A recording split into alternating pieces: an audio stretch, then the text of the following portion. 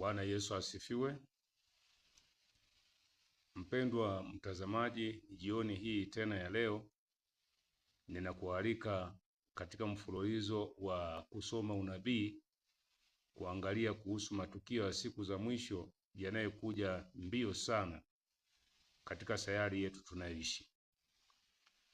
Jana nilikuwa na somo linalohusiana na amri ya Jumapili Marekani.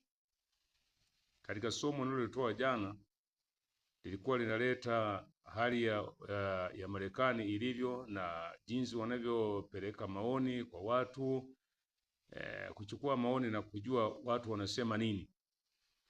Na baada ya hapo niwaambie ya kwamba tarehe 13 mwezi huu wa 7 tume ile ya kukusanya maoni itakuwa ikipeleka ripoti hiyo katika ofisi ya rais inayoshughulikia masuala ya uhuru wa dini. Wapendwa, muda umeisha, lakini leo kuna somo linalotolewa katika kitabu cha Pambano Kuu kwenye sura ya 35, uhuru wa dhamiri unatishwa. Ndipo mahali ambapo tutapaangalia. Kwanza kabisa natushukuru Baba mwema, na kushukuru kwa sababu ya muda ulionipa.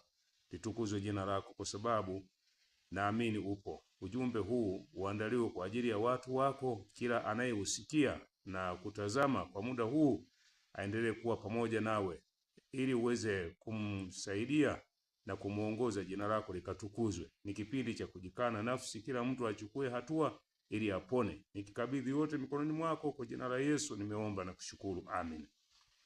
Somo letu mchana wa leo ni somo ambalo linapatikana kwenye kitabu cha Pambano Kuu sura ya 35, mahali ambapo panazungumzia habari ya uhuru wa dhamiri unatishwa. Uhuru wa dhamiri unatishwa. Na kwa namna hiyo tumekuwa tukiendelea kuwafundisha watu, kuwaelekeza unabii wa siku za mwisho, na hivyo ndivyo tulivyopanga kufanya, kuamsha watu wote ambao wamelala, wenye usingizi wa kiroho katika wakati huu tunapongoja marejeo ya Mwokozi.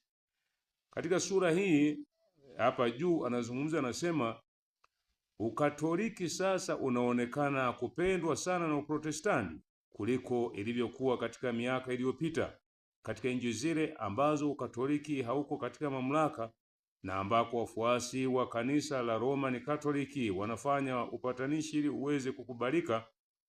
Kuna kuongezeka kwa kutojali kuhusu mafundisho yanayoyatenganisha makanisa ya matengenezo na mfumo wa upapa.